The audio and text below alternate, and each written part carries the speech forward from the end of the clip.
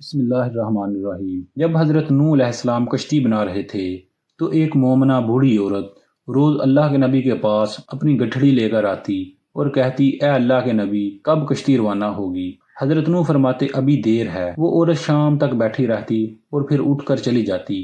ایک دن حضرت نوح علیہ السلام نے فرمایا کہ اے عورت، جب جانا ہوا تو تمہیں بتا دیا جائے گا۔ یہ عورت واپس چلی گئی اور انتظار کرنے لگی کہ کب نوح بلائیں گے۔ اس دوران عذاب آ گیا اور کشتی روانہ ہو گئی، لیکن حضرت نوح علیہ السلام نے اس عورت کو نہ بلایا۔ ظاہری طور پر نوح علیہ السلام کو اس کو بلانا بلا دیا گیا۔ جب طوفان تھما تو ایک دن حضرت نوح کے دل میں محبت اٹھی کہ شہر کو دیکھوں۔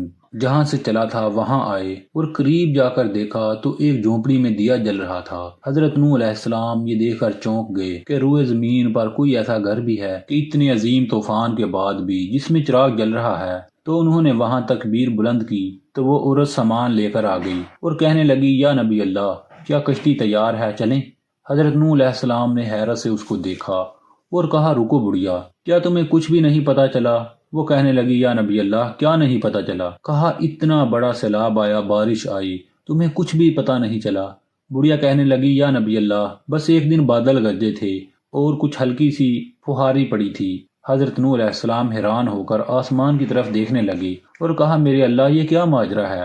اللہ تعالیٰ نے حضرت نوح علیہ السلام پر وحی بھیجی کہ اے میرے پیارے نبی، اس عورت کے دل میں چونکہ تمہاری محبت تھی اور تم نے اسے پابند کر دیا تھا، اور چونکہ تمہارا اس سے وعدہ بھی تھا کہ نجات کی کشتی میں اسے لے جاؤ گے، تب جبکہ تم نے اپنا وہ وعدہ پورا نہیں کیا، لیکن اے نوح، میں تو تمہارے وعدے کا ذمہ دار تھا، اس لیے میں نے اس بڑھیا تک عذاب پہنچنے ہی نہیں دیا۔ سبحان اللہ۔ امید کرتا ہوں دوستو یہ سٹوری پسند آئی ہوگی۔ اس طرح کی مزید سٹوریز کے لیے چینل کو سبسکرائب لازمی کر لیں تاکہ ہماری ہر ویڈیو آپ تک بر وقت پہنچتی رہے۔